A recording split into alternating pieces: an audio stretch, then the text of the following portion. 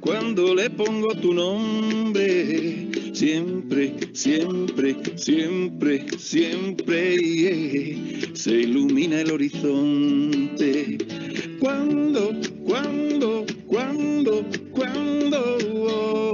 Cuando le pongo tu nombre, siempre, siempre, siempre, siempre, se ilumina el horizonte. Tu cara y tu nombre son como un cometa naciendo, una caricia en el alma, como un amor con estruendo. Tu cara y tu nombre son como una vela encendida, como una risa espontánea, como esa perla escondida que me hace mirar al cielo con ganas de dar la vida.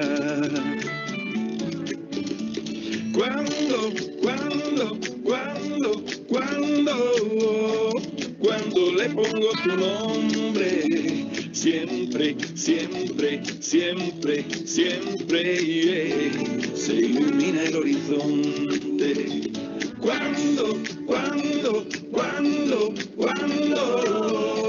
Cuando le pongo tu nombre, siempre, siempre, siempre, siempre, se ilumina el horizonte.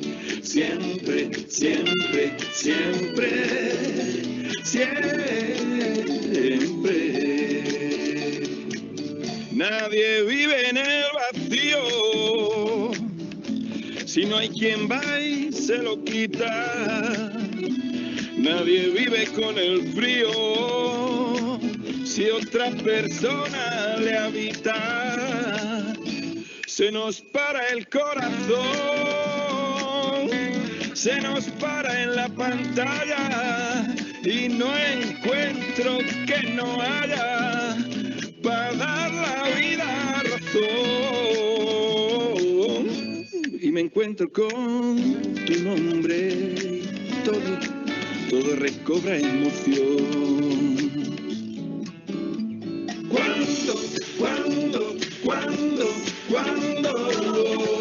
Cuando le pongo tu nombre, siempre, siempre, siempre, siempre, se ilumina el horizonte. Cuando le pongo tu nombre, siempre, siempre, siempre, siempre, se ilumina el horizonte. Siempre, siempre, siempre, siempre, siempre, siempre, siempre. Cuando, siempre.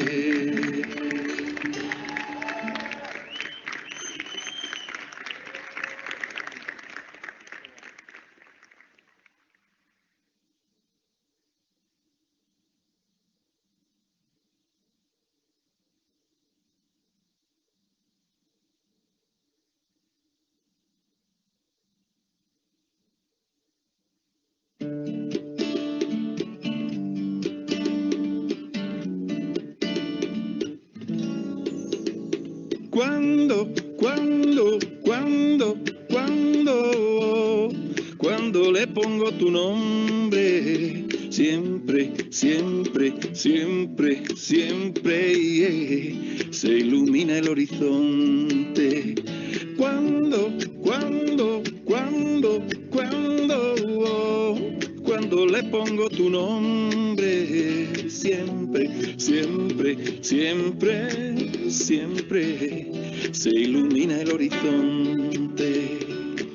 Tu cara y tu nombre son como un cometa naciendo, una caricia en el alma, como un amor con estruendo, tu cara y tu nombre son como una vela encendida,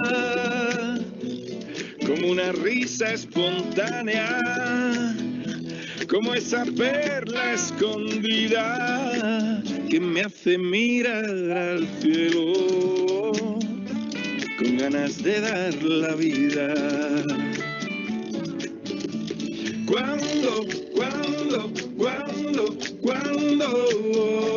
Cuando le pongo tu nombre, siempre, siempre, siempre, siempre, yeah, se ilumina el horizonte.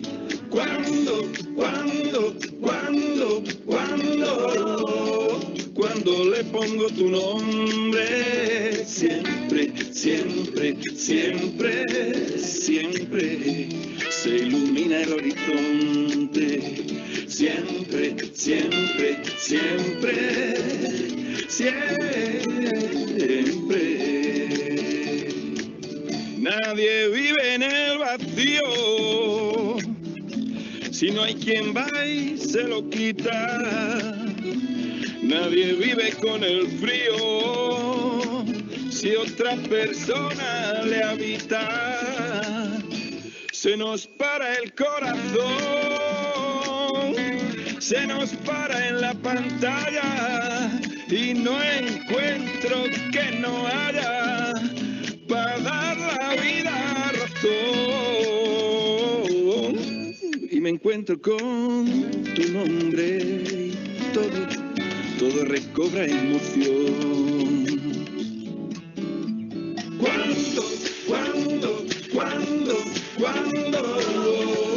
Cuando le pongo tu nombre, siempre, siempre, siempre, siempre, yeah, se ilumina el horizonte. Cuando le pongo tu nombre, siempre, siempre, siempre, siempre, se ilumina el horizonte. Siempre, siempre, siempre, siempre,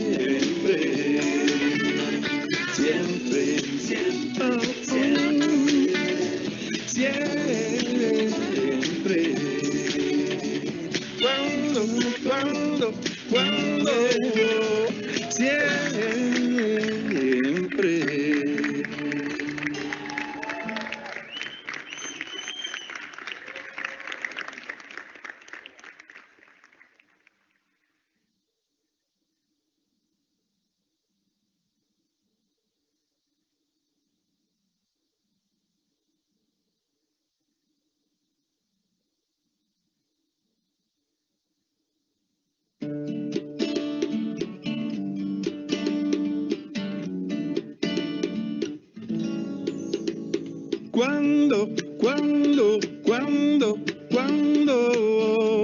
Cuando le pongo tu nombre, siempre, siempre, siempre, siempre, yeah, se ilumina el horizonte.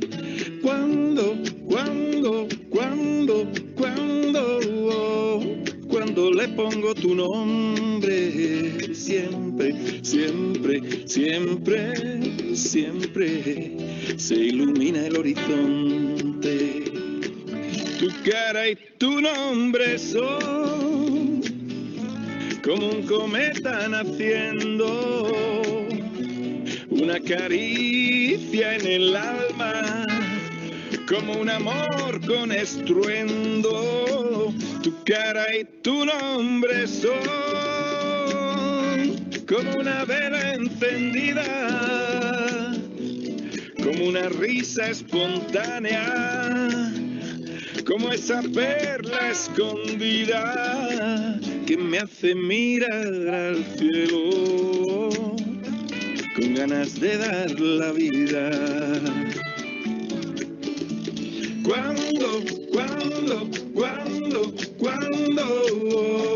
Cuando le pongo tu nombre, siempre, siempre, siempre, siempre, se ilumina el horizonte. Cuando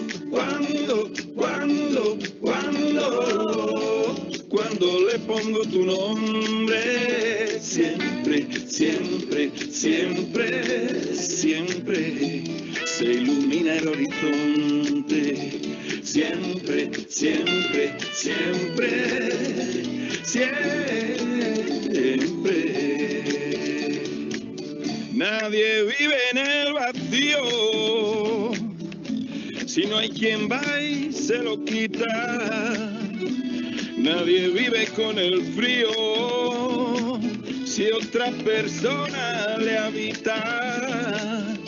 Se nos para el corazón,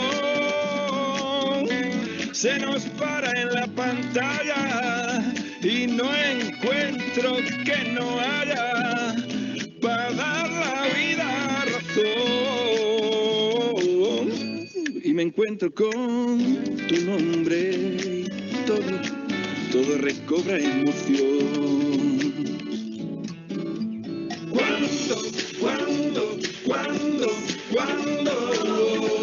Cuando le pongo tu nombre, siempre, siempre, siempre, siempre, se ilumina el horizonte. Cuando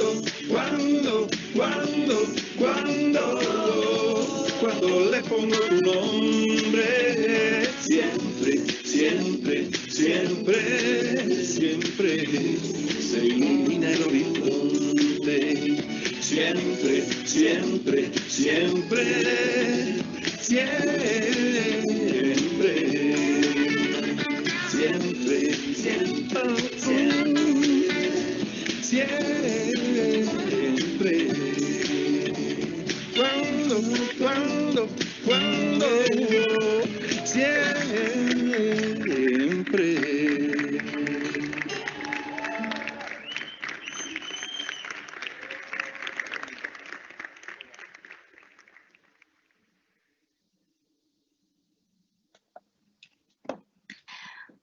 Buenas tardes a todos, bienvenidos al primer webinar que organizamos en Cáritas Diocesana de Cuenca, Pobreza y Desigualdad en España y Castilla-La Mancha, retos para una sociedad en crisis y los ODS.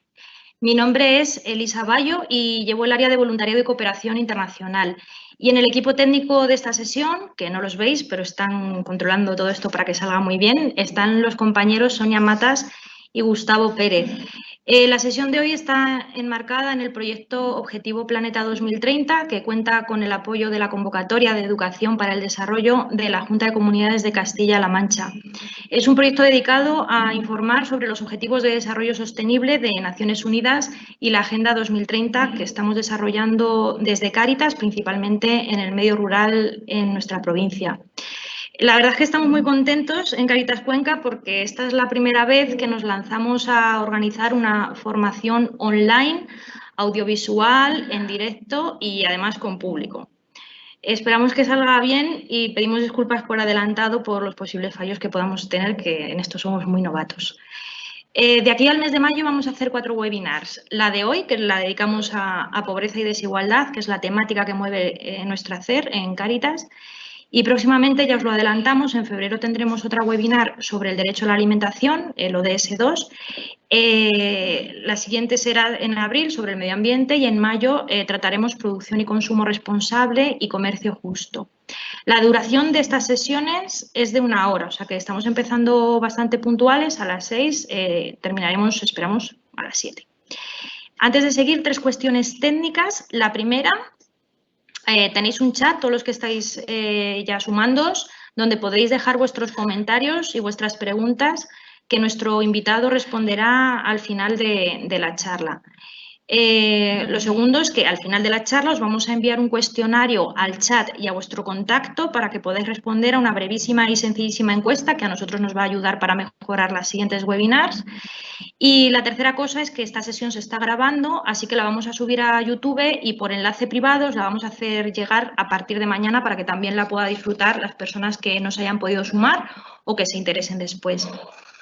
Y nada, vamos ya con el tema de esta tarde. Como decimos, el título de este primer webinar es Pobreza y desigualdad en España y Castilla-La Mancha, retos para una sociedad en crisis y los ODS.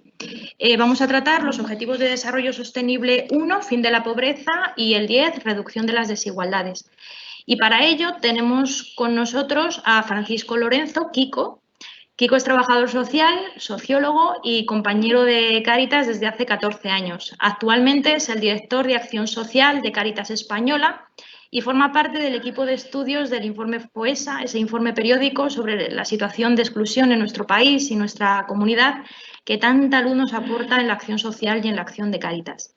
Kiko, bienvenido. Te agradecemos de corazón que estés esta tarde con nosotros. Tuya es la palabra. Bueno, pues muy buenas tardes y lo primero daros las gracias por la oportunidad de estar aquí con vosotros este rato y sobre todo yo creo que porque al final, bueno, pues lo que cuentan estas cosas es seguro que hay algún fallo, seguro que algo no sale como queremos, pero tal y como os lo habéis trabajado y bueno, lo fácil que lo habéis puesto todo, Sonia, Elisa, Gustavo, pues es un lujo formar parte de esta iniciativa que esperemos que salga muy bien, así que nada. Muchas gracias, de verdad, por la invitación. Voy a compartir una presentación, ¿vale? Para ir siguiendo un poquito el ritmo. Espero que ya la estéis pudiendo ver.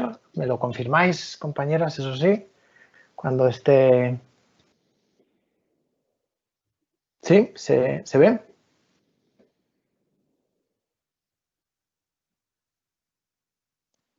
A ver, un momentito que estamos subiéndolo. Perfecto.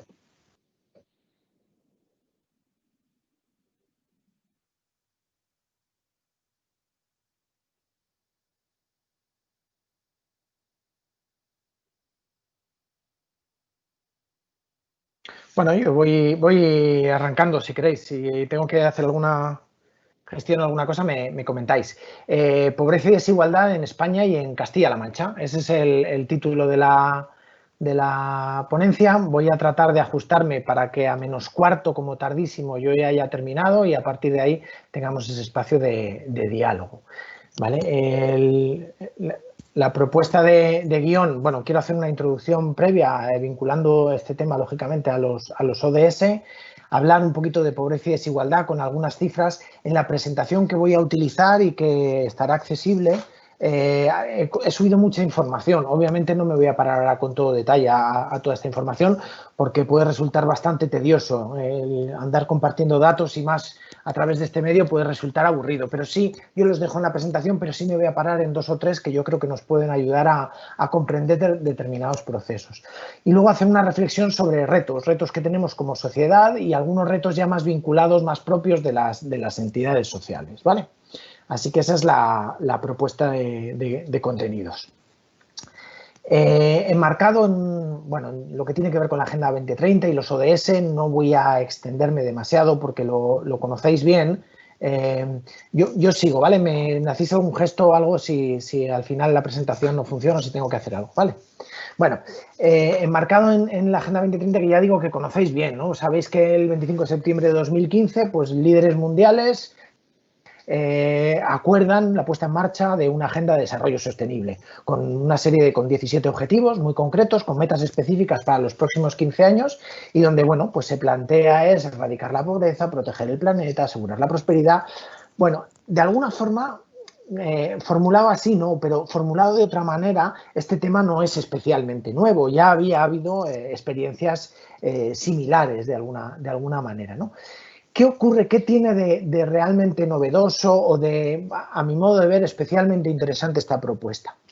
Pues que si normalmente otras agendas similares o otras propuestas desarrolladas desde Naciones Unidas sobre estos temas, sobre la lucha contra la pobreza, sobre el hambre, siempre tenían como foco a los países del sur, hablamos de Latinoamérica o de países de Latinoamérica, de África, del sudeste asiático, en este caso hay una interpelación también a los países económicamente más desarrollados. Es decir, sí, hay hambre en el mundo. Ojo, que en África las cosas están muy mal, pero en Canadá, en Estados Unidos, en Europa, también hay gente en sociedades prósperas, pero hay gente que lo está pasando bastante mal. Por lo tanto, pónganse objetivos, hagan los deberes y mejoren. Es verdad que a lo mejor las situaciones no son comparables de alguna manera. Bueno, las hay que podrían serlo, pero a nivel global probablemente no sean comparables. Pero eso no exime a los países con un mayor desarrollo económico a hacer los deberes y resolver determinadas cuestiones que tienen internamente, ¿no? O que tenemos internamente. Bueno, en este caso ya lo comentaba antes Elisa, vamos a hablar del objetivo 1 o el marco de referencia. Son el objetivo 1, poner fin a la pobreza en todas sus formas en todo el mundo, y el segundo objetivo, que es el número 10, la reducción de las desigualdades, ¿no? Reducir la desigualdad entre los países y dentro de los países. Como digo, este es un carácter novedoso. Pero claro, cuando hablamos de pobreza, probablemente todos nosotros y todas nosotras tenemos imágenes concretas, situaciones concretas, ¿no? Pues a uno le vendrán unas imágenes de determinados países, a otros nos pueden venir pues una persona sin hogar, una persona, ¿verdad? Hay imágenes como muy claras. Pobreza, pues eso es. Pero claro, cuando vemos las noticias, los informes, los estudios que hace las oficinas estadísticas de los Estados miembros de la Unión Europea, y dice, en España hay, imaginaos, 8 millones de pobres, dices, oye, 8 millones de personas sin hogar no hay. Esto no funciona así. Entonces, ¿de qué estamos hablando cuando hablamos de pobreza? Todos imaginamos, ya digo, situaciones concretas, pero ¿de qué estamos? ¿Cómo se mide la pobreza? Digo, no voy a dar ningún tipo de, además seguro que lo conocéis, pero una explicación muy larga, estadística, pero sí es importante, cuando hablemos de cifras, saber de qué estamos hablando. Porque si bien para medir la pobreza a nivel internacional se utilizan escalas fijas, $2 diarios, 1,75, dependiendo del organismo internacional que haga el estudio, es la misma cantidad para todos los países. Pero cuando hablamos de pobreza en los países económicamente más desarrollados, no damos una cantidad fija que vale para todos los países. Se establece un umbral en comparación con la renta media de ese país. Es decir, un país con una renta media muy elevada tendrá un umbral de pobreza muy elevado. Puedes ganar bastante y ser considerado pobre. En concreto, la cifra que utiliza la Unión Europea es el 60% de la renta mediana, ¿vale? De la renta media. Es decir, más o menos la imagen, estadísticamente es un poquito más complejo y más rollo, pero la imagen es esa parte de la sociedad que vive con menos de la mitad de lo que vive la mayor parte de la sociedad. Bueno, teniendo en cuenta que ese es el umbral, en nuestro caso, en España, el umbral que tenemos es de 750 euros. Eso lo dice el Instituto Nacional de Estadística, no me lo estoy inventando yo. Es el mismo criterio que utiliza la Oficina Estadística de la Unión Europea. Un adulto solo con 750 euros, con 749, si me permitís, sería considerado en riesgo de pobreza relativa. Para un hogar más grande, claro, la cantidad tiene que crecer. Para un hogar, por ejemplo, con 2 adultos y 2 peques, pues hablaríamos de 1.275. Es verdad que esto del umbral dices, bueno, entonces con 750 euros no eres pobre, con 749 sí. Hombre, pues no, porque el día a día va a ser muy parecido entre los dos. Bueno, digamos que es una unidad de medida que nos permita hacer comparaciones. Admite mucho debate y admite mucha mejora, pero bueno, es el criterio que se viene utilizando. 750 euros para un adulto en España. Claro, si hiciéramos ese mismo ejercicio internamente en Castilla-La Mancha y comparáramos solo el nivel de renta media de Castilla-La Mancha, probablemente como la renta es un poquito más baja que la media estatal, el umbral de pobreza sería un poquito más bajo. Es decir, para ser considerado pobre en Castilla-La Mancha con un umbral propio autonómico, pues probablemente estaríamos hablando de aproximadamente 700 euros en vez de 750. Pero bueno, son juegos estadísticos, lo que quiero es que tengáis la imagen. ¿Vale? Seguimos sin ver, ¿verdad? La presentación. Se ve bien, está todo bien. Ah, se está viendo bien. Sí, está vale, todo vale. muy bien. Sí. Vale, perdona, yo aquí creyendo que... Vale, perfecto. Pues entonces, como veis, la estáis viendo, la presentación de la renta mediana equivalente. Bueno, pues el nivel de renta mediana de Castilla-La Mancha es más bajo que el a nivel estatal, es un poquito más bajo. Pues lógicamente el umbral de pobreza será más bajo, más exigente en ese sentido. ¿Vale?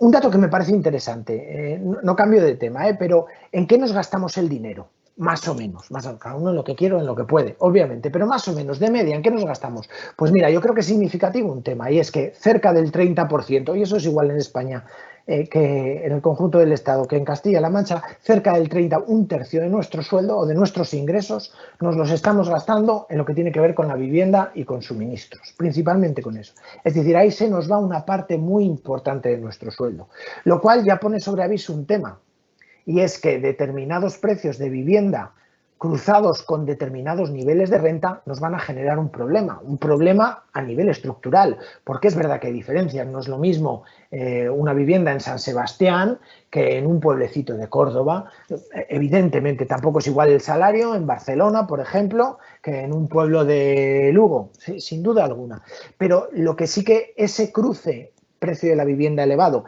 que es una tónica más o menos habitual en gran parte del Estado. Con sueldos bajos va a generar una vertiente muy peligrosa, ¿no?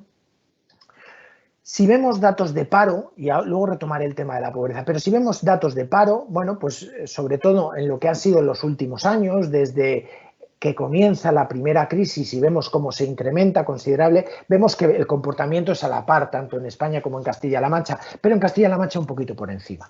Es decir, el problema del desempleo, que es un problema significativo en nuestro país, porque incluso en las épocas mejores bajar del 10% de tasa de paro es un tema que nos cuesta, que nos supone un esfuerzo importante. Bueno, pues cuando vienen las crisis crece muy rápido. ¿Por qué crece tan rápido el paro en nuestro país? Pues principalmente porque cuando generamos riqueza en este país lo hacemos en dos sectores. En dos sectores que generan mucha prosperidad de forma rápida, sector servicios, especialmente turismo, y la construcción. Eso crece rapidísimo. Generamos mucho empleo muy rápido, generamos mucho movimiento de dinero muy rápido. Ahora bien, son sectores con muy poco valor añadido, acostumbrados a generar mucho empleo precario, que cuando viene la crisis, automáticamente es el primer empleo que se destruye. Es decir, tenemos datos estadísticos razonablemente buenos en épocas de prosperidad que de un día para otro se convierten en catástrofes. En 2007, el antiguo presidente, el presidente de gobierno que estaba entonces, dijo que nuestra situación económica estaba en la Champions League de la economía europea. A finales de 2008 nos pegamos un batacazo terrible, muy por encima de la media europea fue el batacazo que nos dimos. ¿Por qué? ¿Por qué ocurre? De pronto pasamos de un escenario tan positivo a un escenario tan negativo, más allá de interpretaciones que puedan hacerse ideológicas o lo que quieran. Porque generamos riqueza y empleo muy rápidamente en determinados sectores que aguantan el mínimo soplido, ¿verdad? Es como lo del cuento de los tres cerditos, la casa de paja se derrumba rápidamente al primer golpe de aire, ¿no? Sería interesante poder pararnos no solo a comparar la tasa de paro, sino la tasa de paro de larga duración, porque es un indicador muy importante. No es lo mismo tener una enfermedad 2 días que tener una enfermedad 2 años. No es lo mismo tener un problema social un tiempo que sostener ese mismo problema social durante años, porque las consecuencias son claramente distintas. Bueno, en ese sentido decir que tenemos una tasa de paro de larga duración, de más de 1 año o 2 años, elevada, y que en Castilla-La Mancha es un pelín más elevada que la media del Estado, ¿vale? El análisis, los datos de pobreza. Pues mirad, si nos fijamos en la línea más azul oscura, la superior, esa sería la tasa de pobreza de Castilla-La Mancha si utilizamos como umbral el umbral estatal. Si utilizamos un umbral propio, como os decía, con la renta media de Castilla-La Mancha, nos iríamos a la de puntitos, baja. Lo cierto es que la tasa de pobreza de Castilla-La Mancha está por encima de la media del Estado. Y además son tasas de pobreza razonablemente elevadas, como podéis ver, que en otros países también con un nivel de desarrollo económico como el nuestro, pues no se dan de esta forma.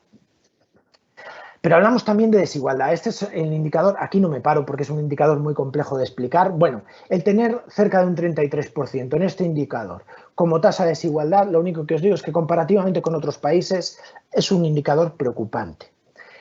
Lo voy a explicar con un ejemplo con este gráfico que yo creo que nos ayuda un poquito más. Mirad dentro del círculo rojo, ¿vale? El cuadrado verde es la población, el 20% de población más pobre. El círculo es el 20% más rico y el gris es la media. Si se han quedado en torno al cero, quiere decir que en el periodo 2008-2017 el nivel de renta no ha cambiado, sí, lo que se mantenga en torno al cero, ¿vale? En ese periodo donde ha habido una crisis y una recuperación, 2008-2017, vemos que la media apenas se mueve en España, que el círculo verde, es decir, que el 20% más rico incluso ha mejorado un poquito su posición con respecto a lo que había en 2008, pero el 20% más pobre ha pegado un bajón considerable. Con lo cual, este proceso de crisis y recuperación no ha afectado por igual a ricos y a pobres, incluso al conjunto de la población y a los pobres. Se concentran sus efectos, las crisis, en la población más vulnerable. ¿Ya estaban peor antes de la crisis? Pues la crisis empuja más hacia abajo. En Castilla-La Mancha no es exactamente igual el comportamiento, porque también el 20% más rico ha descendido su nivel de renta. Aún así, el 20% más pobre ha descendido todavía más. Es decir, esos son los problemas de la desigualdad. La desigualdad no es un problema en la medida en la que no todo el mundo tenga el mismo nivel de ingresos. Eso ningún país lo tiene y cuando lo tienen suele ser economías bastante complicadas.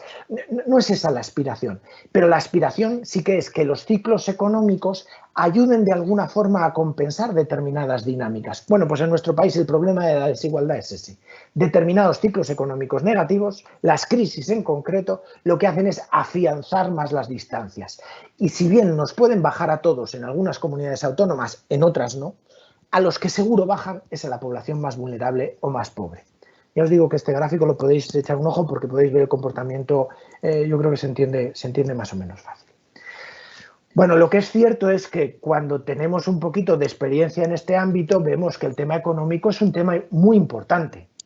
Muy importante. Muchos de los problemas que tenemos se explican desde el bajo nivel de ingresos, desde el tener que pagar mucho por la vivienda, cosas que comentaba antes. Pero no lo es todo, no lo es todo. Nos encontramos otra serie de situaciones y de problemáticas, bueno, pues que pueden ser incluso a veces hasta más graves que los propios problemas económicos. Pensemos en dos hogares con el mismo nivel de renta, exactamente el mismo nivel de renta.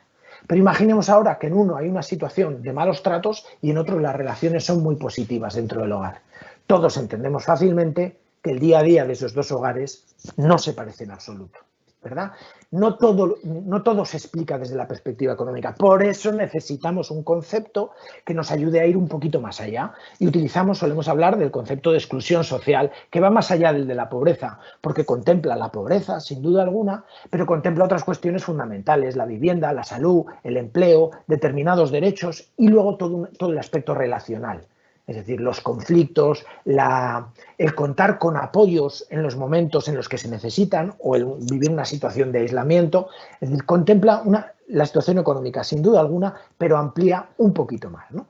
Bueno, pues desde ahí la Fundación FOESA, como comentaba antes, viene haciendo estudios y va descubriendo que sí, va poniendo de manifiesto que efectivamente sabemos que hay situaciones dramáticas en términos económicos dentro de nuestro país, pero que también hay otras que no aparecen en la estadística de la pobreza económica pura y dura, porque a lo mejor pues, tenemos una pensioncita, unos ingresos, una situación que económicamente vamos tirando, pero hay otra serie de problemáticas, de aislamiento, de soledad, de enfermedad, de falta de acceso a determinados derechos fundamentales, ¿vale? Bueno, pues hace ya varios años, en 2007, se establece la Fundación FOESA un sistema de medición y ha ido haciendo varias encuestas. Y la fotografía que nos devuelve es esta. Esta en concreto, además, es de Castilla-La Mancha, con datos de Castilla-La Mancha. Si miramos la columna de población, vemos que casi la mitad de la población, en 2018, en concreto, estos son datos de 2018, que la mitad de la población está en una situación de integración, que no tiene graves problemas sociales, problemillas podemos tener todos, pero hablemos de problemas estrictos. Pues el 47,8% de las personas de Castilla-La Mancha no tenían, en 2018, que es cuando se hizo la última encuesta, este tipo de problemas, ¿vale? Había un 36% que estaba bien, pero ojo, estaba bien, pero empezaba a acumular problemas.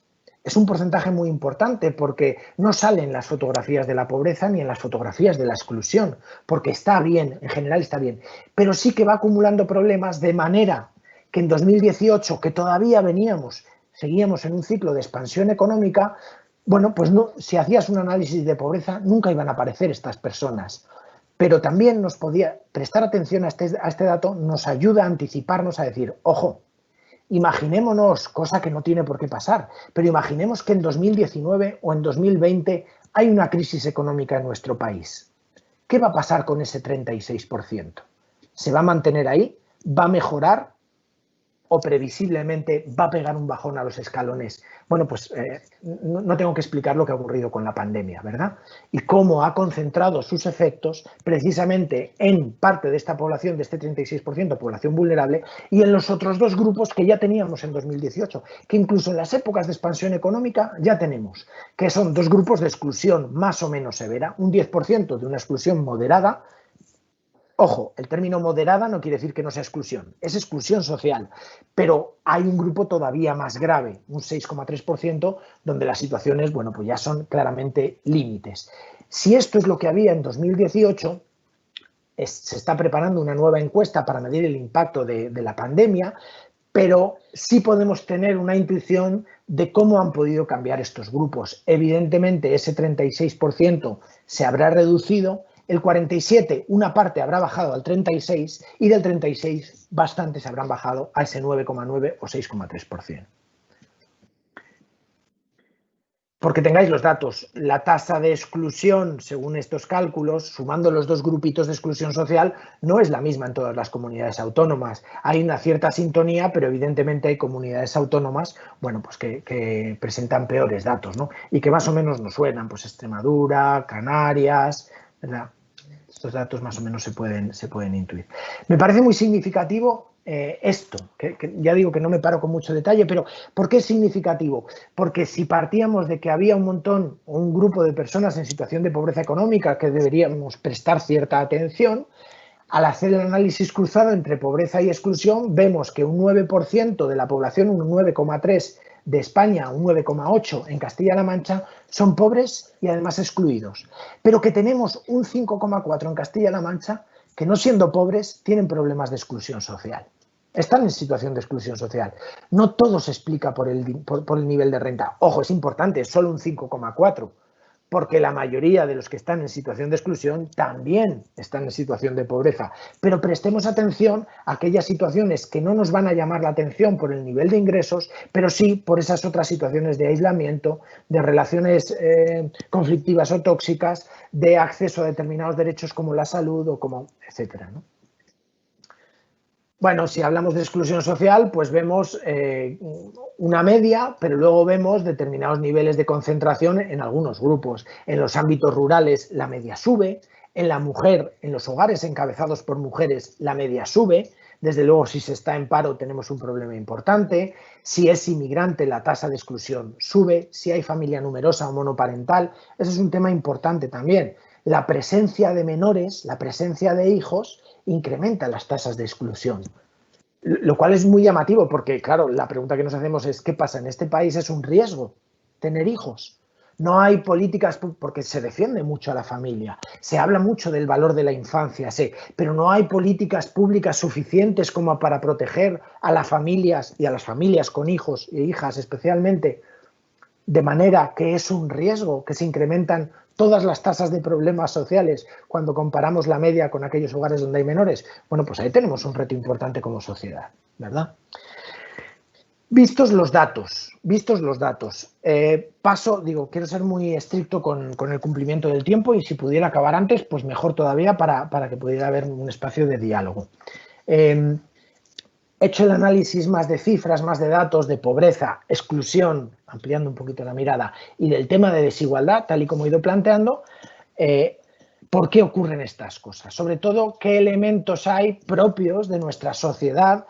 Probablemente no solo de la sociedad de España, única y exclusivamente, probablemente en muchos países desarrollados también se estén dando estos procesos. Pero hay algunas cuestiones que son importantes que nos pueden permitir entender lo que está pasando, determinados procesos.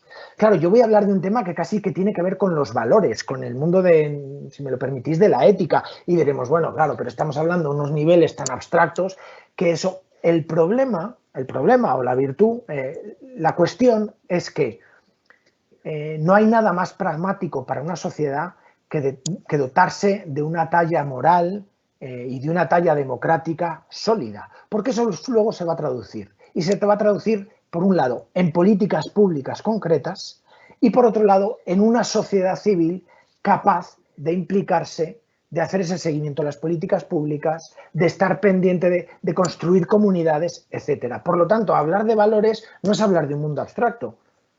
Dependiendo de los valores que tengamos como sociedad, ya digo, vamos a tener hasta unas leyes u otras, hasta ese nivel de concreción, ¿no?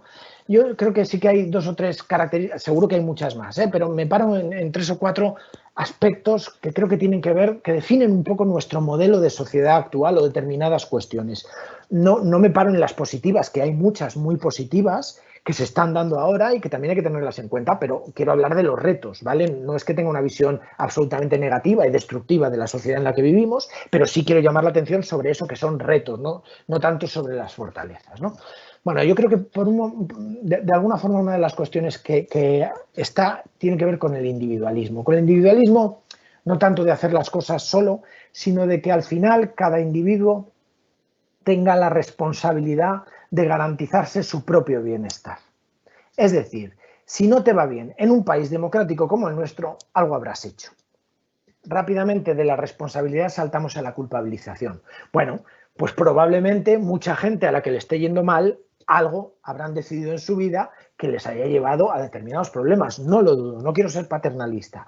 Pero cuando hablamos de problemáticas estructurales, y entonces retomo el cruce entre vivienda y empleo, cuando en esta sociedad tenemos que pagar por la vivienda lo que tenemos que pagar, y cuando gran parte de los empleos que se generan en los momentos expansivos son empleos precarios, con sueldos insuficientes, con horarios parciales no deseados, no que uno quiera un horario parcial para la conciliación, no, que es que busca un horario completo y no lo encuentra, etcétera, entonces tenemos problemas estructurales. No vale explicar individualmente la situación de tanta gente cuando deviene de cuestiones claramente que tienen que ver con nuestro modelo social, con nuestro modelo económico, con nuestro mercado de la vivienda y con nuestro mercado laboral. Por poner ejemplos, hay otros, no solamente es la vivienda y el empleo, pero creo que en nuestro país son como muy claros, muy contundentes.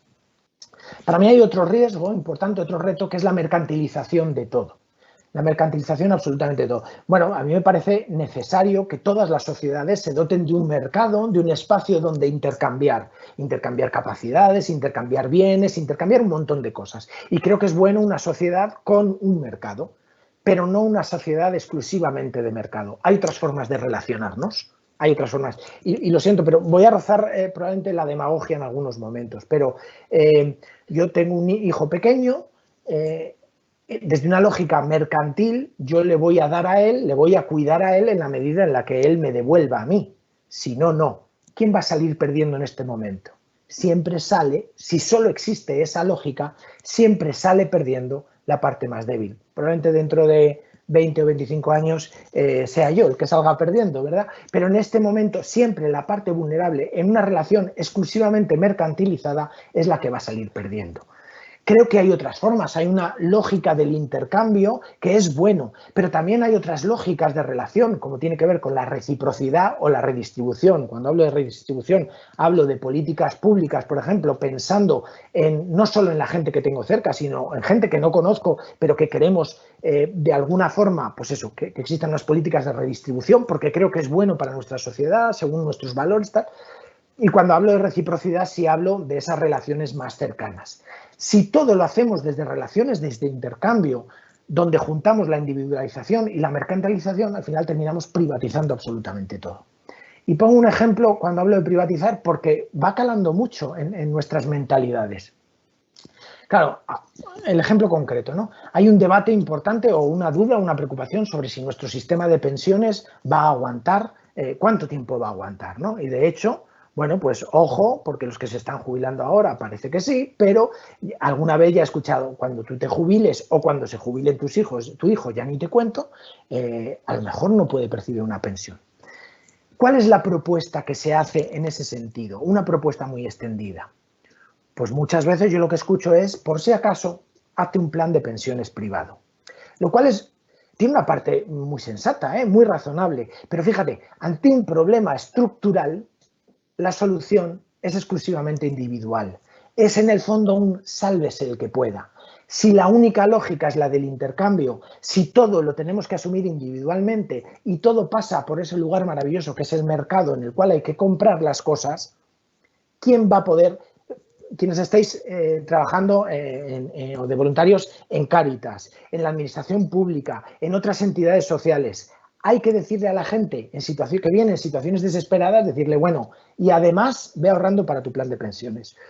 Suena a chiste, si no fuera de mal gusto sonaría a chiste. Evidentemente, para gente que no está llegando en el día a día hoy, pensar en el futuro es prácticamente imposible. ¿Quiénes pierden desde esta lógica? Siempre las personas o los hogares más vulnerables.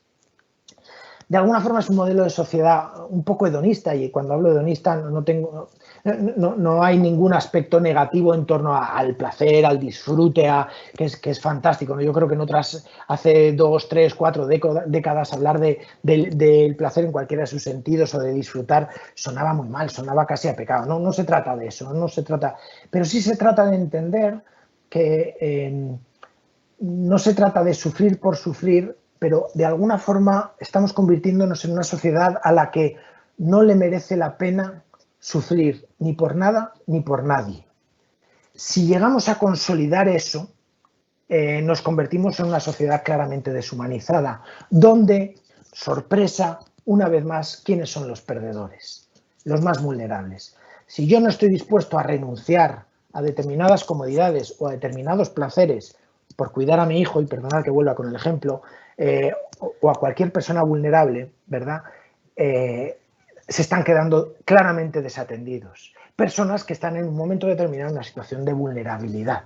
Son los que de alguna forma van a salir perdiendo de esta historia, ¿no? Bueno, una sociedad que también es virtual. Ahora con la pandemia ya ni os cuento, aquí nos vemos, ¿verdad?, en este mundo que es claramente virtual. Pero fijaos, cuando hablo virtual no me refiero a la tecnología, me estoy refiriendo a que la imagen, que siempre es importante porque da una información de quién somos, de cómo somos. El problema es cuando la imagen sustituye al contenido. Cuando nos dotamos de todo un aparataje fantástico que demuestra que somos una sociedad muy democrática, pero vivimos con mucha tranquilidad el que haya gente que habitualmente se nos va a quedar fuera. Se nos va a quedar fuera y no va a tener acceso a una vida digna, no va a tener acceso a un desarrollo de sus capacidades, pero no hablo de personas puntuales por su mala cabeza, vuelvo al ejemplo. No, hablo incluso de territorios concretos, de zonas, de familias, de hogares que estructuralmente vienen con una desventaja. Ahora bien, como somos una sociedad muy democrática, con muchos valores y con muchas cosas, aparentemente, como hemos pasado la auditoría de calidad, la imagen es suficiente. Y en el contenido se nos quedan muchas personas, ¿no? Y luego un modelo de sociedad de alguna forma depredador. Y cuando digo depredador es que las fechas de caducidad están en todo. Están en la tecnología, ni os cuento cuánto dura un móvil, cuánto dura un ordenador, pero ya no es que las cosas duren poco, es que si no tienes capacidad de adaptarte, te descuelgas, te quedas fuera. El problema no pasa solo con los objetos, pasa también con las personas. Pasa también con los valores, que pierden su capacidad de seguir el ritmo, de estar en vigencia, y entonces hay que sustituirlos. No nos debemos agarrar a nada que nos incomode. En cuanto nos empiece a incomodar, desde esa actitud hedonista, le ponemos fecha de caducidad y lo quitamos de en medio, ¿no? Bueno, de alguna forma como sociedad, ese ritmo frenético, decía Bauman, que en las grandes ciudades modernas, los camiones tienen dos posibles destinos, los que van al centro comercial o los que van al vertedero. Aquellos que no son capaces de entrar en el camión del centro comercial, que no tienen capacidad de seguir ese ritmo de actualización, que tienen fecha de caducidad, van a terminar en el camión de los desperdicios, ¿no? Bueno, pues a día de hoy seguro que conocéis y conocemos muchas personas que están subidos a ese camión y que como sociedad, a pesar de una imagen democrática, de valores, ética, de cuidado, donde la comunidad es tan importante, nos están pasando estas cosas, ¿no? Termino ya en los 8 minutos que quiero consumir como mucho, hablando de retos. Me vais a permitir, los que no seáis de Cáritas, una pequeña mirada egocéntrica, ¿verdad? Retos que tienen que ver con Cáritas, pero luego voy a ampliar un poquito más. Decía, es importante que en los retos que tenemos como sociedad no veamos solo los valores para aparentar ser muy buenos, sino que esos valores se concreten en medidas, en políticas, en comportamientos de los ciudadanos y de las ciudadanas, porque eso de la privatización o de la mercantilización lo hago yo. también, no solo el gobierno, la comunidad autónoma, el ayuntamiento, la Unión Europea, no, yo con mis decisiones también lo soporto. Me puedo quejar mucho del problema de especulación que hay en este país con la vivienda cada vez que hay un ciclo económico positivo, pero si yo la vendo, ¿voy a intentar especular al máximo, sí o no? Es decir, creo que el tema de los valores, llevarlo a la vida de cada uno y desde luego a las entidades que toman decisiones, especialmente la administración pública, porque es la garante de los derechos fundamentales, bueno, creo que es fundamental. Traduzcámoslo en comportamientos y en medidas, no solo en el mundo de los valores, ¿no?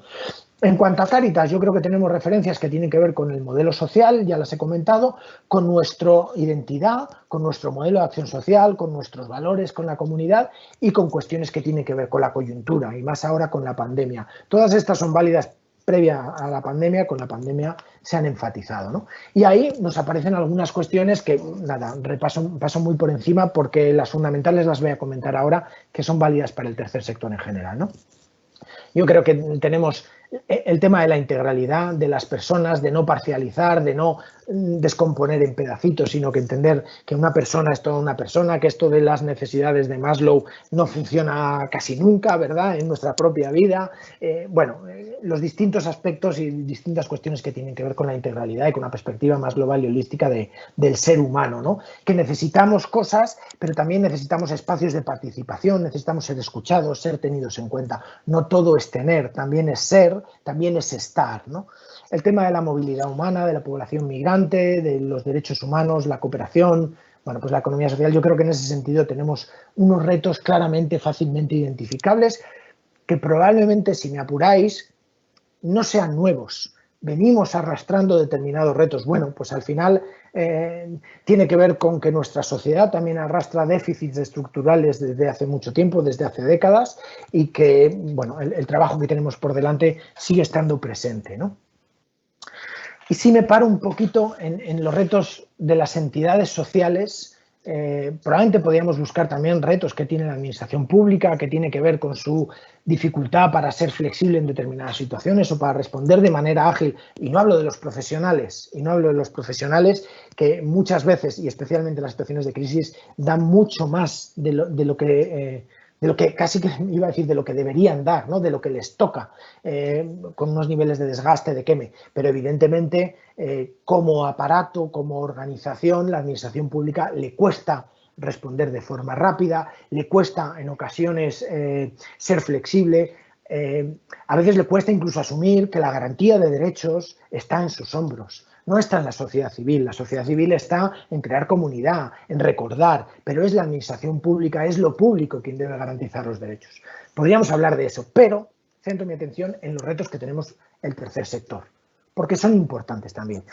He marcado 4, en realidad podía marcar solo uno, porque los 4 hacen referencia a este único reto que para mí es fundamental, y es pues de alguna forma el estar centrado en sí mismo, la autorreferencialidad. Eso es un riesgo muy importante para el tercer sector.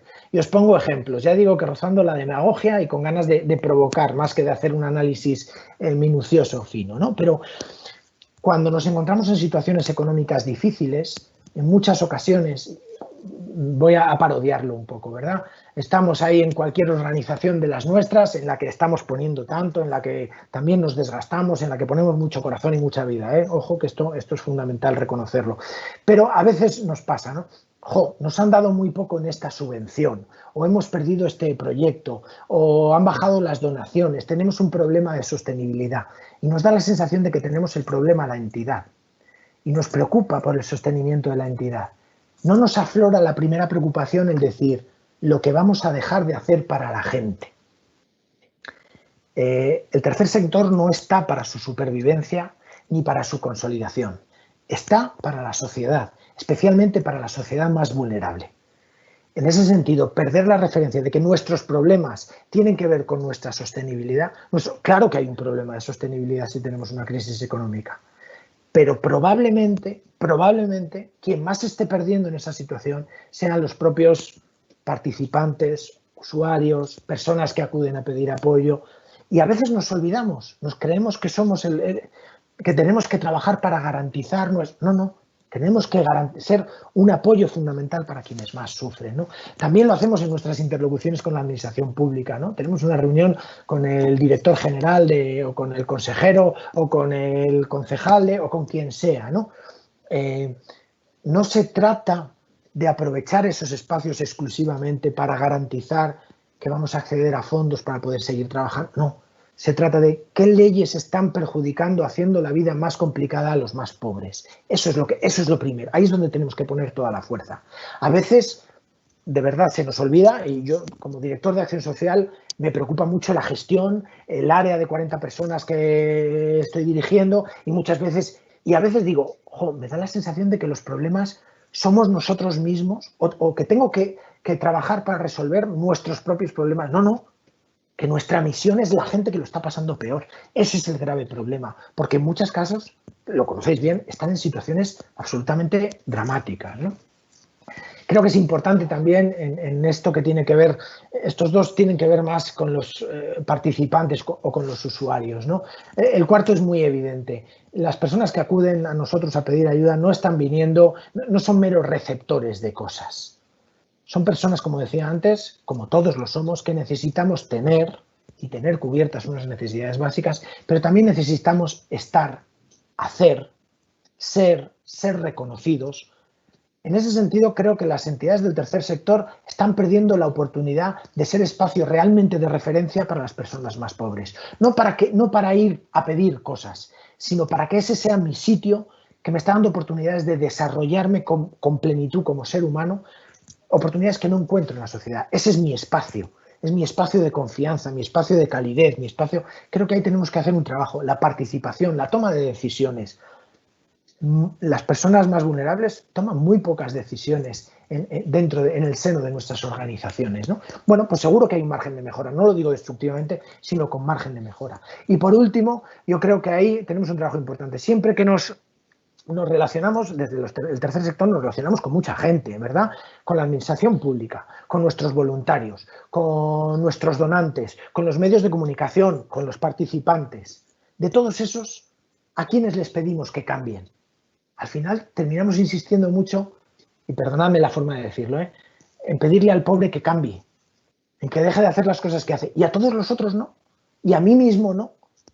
No tenemos que ser una entidad que nos ayude a cuestionar las estructuras, las personas, para construir oportunidades, porque, como decía al principio, y con esto termino, me queda un minuto y lo quiero clavar en ese sentido, porque todo esto, en el fondo, todo lo que tiene que ver con valores, tiene que tener una concreción en las decisiones de rango más amplio, en las leyes, en los decretos, en determinadas medidas, pero también en las decisiones particulares que yo tomo. El tercer sector nos debemos autocuestionar y cuestionar a todos con los que interactuamos, no solo precisamente a las personas que vienen acudiendo a pedir ayuda. Termino ya. Con todo esto de los retos siempre me queda una sensación, y alguna persona que ya me ha escuchado seguro que me lo ha oído también, siempre me queda una sensación de, ¿cuánto nos queda por hacer y qué poquito hacemos, ¿no? Qué pequeñitos somos y qué poquito impacto tenemos. Bueno, pues un día encuentro una frase que en ese sentido me ayuda mucho a ganar en confianza y en motivación, ¿no? Y es que si crees que eres demasiado pequeño para causar impacto, intenta dormir con un mosquito en una habitación. Muchísimas gracias.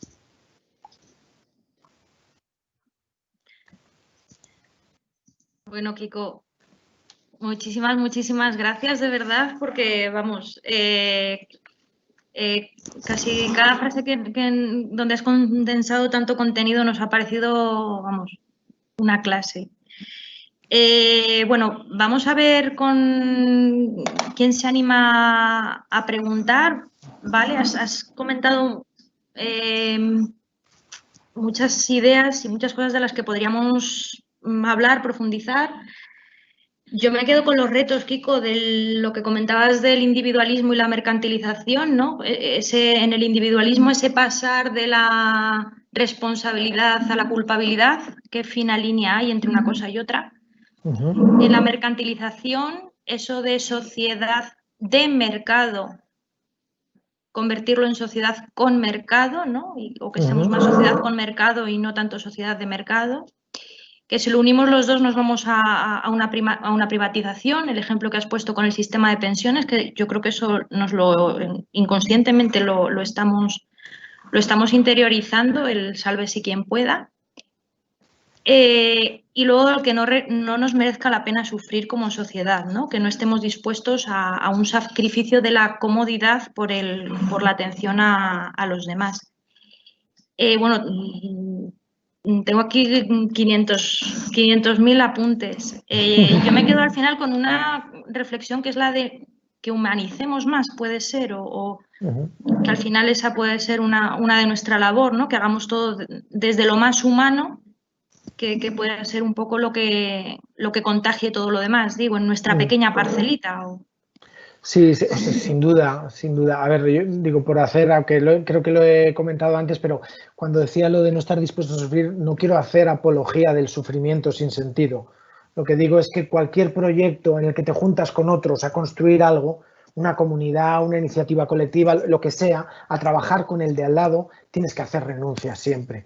Si no estás dispuesto a renunciar a nada, tu individualidad no deja espacio a la entrada del otro, ¿no? Por eso. Entonces, yo creo que dentro de los retos tenemos un camino por recorrer. Tú lo mencionabas, ¿no? Al final, bueno, pues no perder nuestra condición más fuerte, que es nuestra capacidad de humanidad, por decirlo de alguna manera, ¿no? Pero yo creo que, por ejemplo, como tercer sector, cuando hablamos de las lógicas de mercantilización, pues ahí tenemos una alternativa y es apostar por lo no rentable. Y sé que esto suena un poco absurdo. No hablo de proyectos no sostenibles, no estoy hablando de eso. Estoy hablando de que hay personas que conseguir un pequeño paso, yo no creo que nadie sea crónico. No creo, porque todos somos susceptibles de mejorar aunque sea un poquito. Desde ahí hay un camino por recorrer, hay un proceso, un recorrido que hacer. Pero hay gente que un pequeño recorrido nos cuesta mucho, en términos económicos y en términos sobre todo de esfuerzo vital. Yo he trabajado con personas sin hogar mucho tiempo. Simplemente que alguna persona que llevaba 10, 15 años de calle tuviera el DNI y era solo tener el DNI, pues nos costaba la vida. En ese sentido, quiero decir, eso aparentemente no es rentable. Bueno, pues tenemos que apostar. Tenemos que apostar porque esto no es un negocio, esto es otra historia. Y en ese sentido es verdad que eso requiere recursos, requiere cuidados, porque el desgaste personal que tenemos es enorme, y quienes estáis en primera línea a mí me parece admirable en ese sentido, pero creo que apostar por la no rentabilidad desde esa perspectiva es importante también. Como comentarios, pues nos llega por aquí, interesante, y también otra persona que nos dice que está muy de acuerdo con todo lo que se ha dicho, ¿no? Sobre personas sin hogar, Kiko, con esta pandemia, y puesto que estamos en el marco de lo ODS1, del fin de la pobreza y de la reducción de las desigualdades, con la pandemia yo creo que una cosa que se nos ha puesto muy de manifiesto en pueblos y ciudades es la visibilización de las personas sin hogar, de las que literalmente viven en la calle, ¿no? Llega la pandemia y de repente las miramos a ellas o hay como una pregunta un poco más general de ¿y ahora qué hacemos? ¿No? Porque como al final es la persona más empobrecida que dices tú, ¿no? Que no tiene ni una identidad puesta en su tarjetita o no tiene tarjetita de identidad, ¿no? Y de repente surge esto, ¿no? Que a partir de ahí, Kiko, ¿tú crees que en estos próximos meses esta situación nos puede servir para qué o para algo o qué, a partir de ahora qué, como administraciones, como ONGs, como sociedad? Pues claro, esa es la pregunta del millón. ¿Qué hemos aprendido de todo este proceso y qué vamos a cambiar? Yo ahí, bueno, voy a intentar compensar, porque hay una cosa negativa y voy a intentar poner otra positiva sobre la mesa. Una negativa es que creo que nos cuestan mucho los aprendizajes, porque una vez solventada la situación más crítica, lo que de alguna forma estamos preparados o programados, si quieres, es para volver a hacer lo que hacíamos antes. Mal aprendizaje. A eso le sumaría que desde las clases políticas en general, clases que defiendo, quiero decir que defiendo la existencia de una política, de de un centrarse en la comunidad, en el bien común, en todas estas cosas, ¿eh? No hay una crítica ahí, pero sí que es verdad que generalmente vienen con proyectos muy cortoplacistas, porque en 4 años tienen que dar resultados muy visibles y cuando lo que se tienen que acometer son reformas estructurales, que requiere mucho más de 4 años, pues bueno, es muy complicado. Y luego como ciudadanos exactamente igual, yo lo decía antes, ¿no? Todos nos quejamos de la especulación que hay con la vivienda, o una gran mayoría, y luego si podemos especulamos o no especulamos. Pues bueno, pues el tema de los impuestos sabemos que es una medida redistributiva y a todos nos escuece pagarlos, todas estas cosas. Cuando digo a todos y a todas no es verdad, no es a todos, no todo el mundo se comporta igual, pero digo que hay... Nos cuesta hacer aprendizajes. Las personas sin hogar les dijimos en un momento determinado, no se puede salir de casa, estamos confinados. Sonaba a broma, ¿verdad? ¿A qué casa?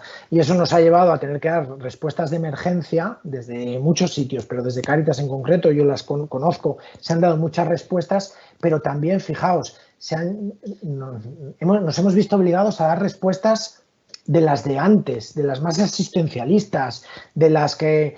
creemos en la dignidad, en que los dispositivos, los proyectos respeten, bueno, pues vamos a montar polideportivos para que, no sé si lo que hemos podido, la crítica no es eso, la crítica es que cuando eso no está contemplado o previsto de una manera, nos vemos forzados a hacer cosas que se suponía que estaban también de alguna forma superadas. Bueno, pues tenemos que seguir ahí trabajando. ¿Cuál es la cuestión positiva? Digo, el aprendizaje creo que es menor de lo que debiera ser.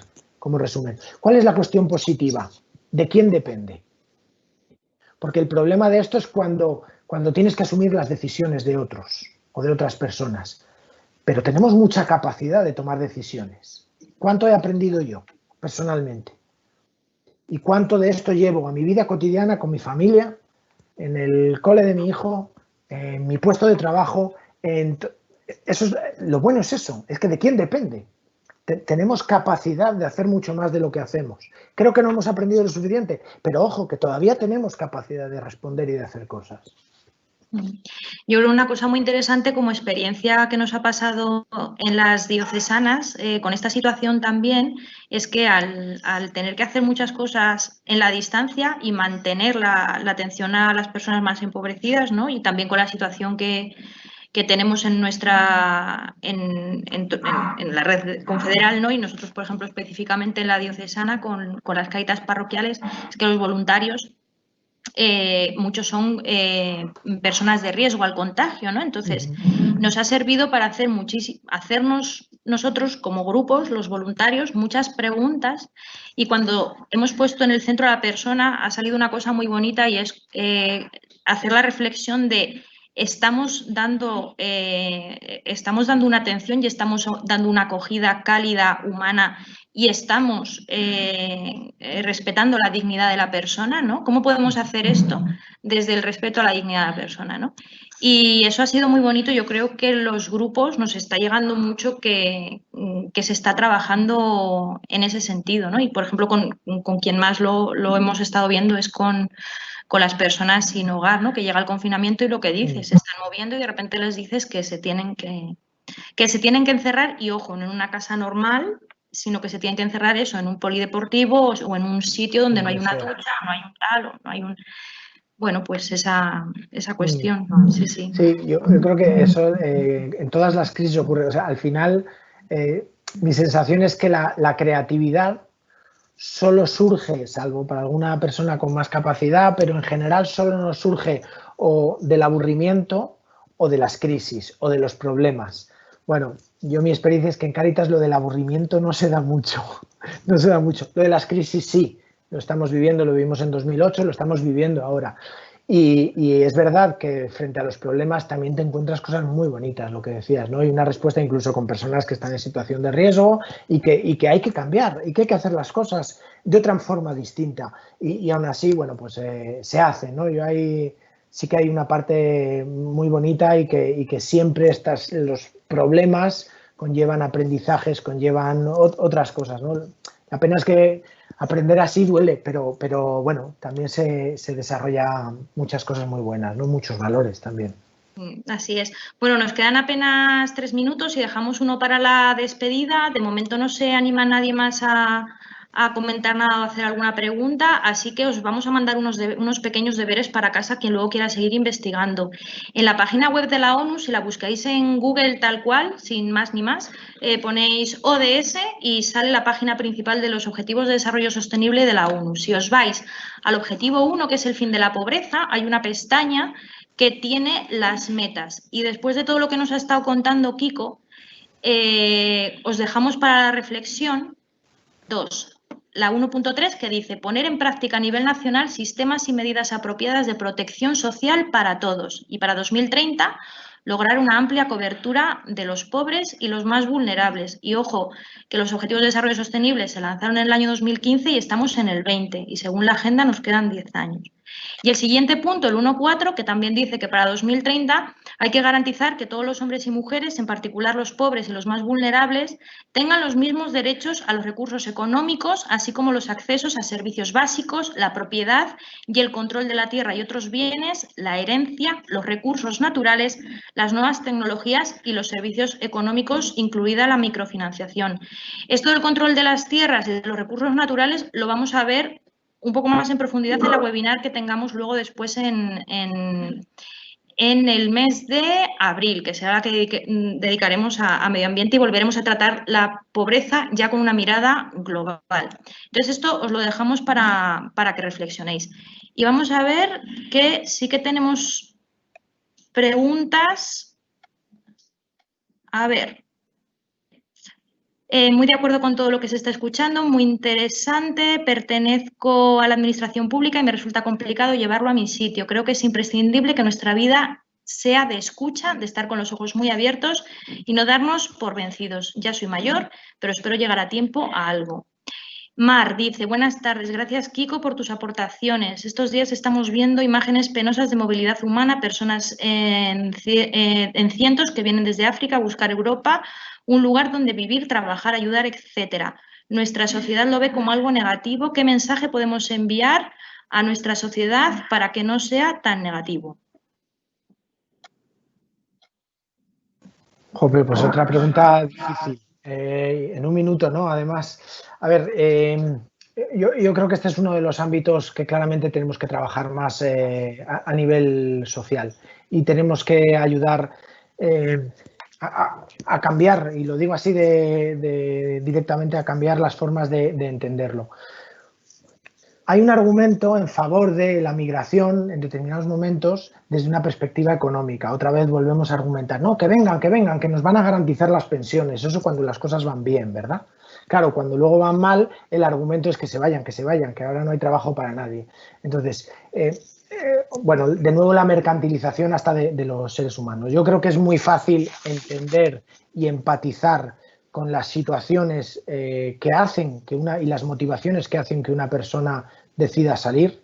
Yo me imagino que a casi nadie, salvo por una experiencia, salvo casos muy puntuales o experiencias temporales, si estamos bien donde estamos no queremos irnos de nuestro país, de nuestra ciudad, de nuestro... Bueno, tienen que pasar cosas para que eso ocurra. Cuando eso se da, yo creo que es fácil empatizar. Creo que hay que trabajar eso.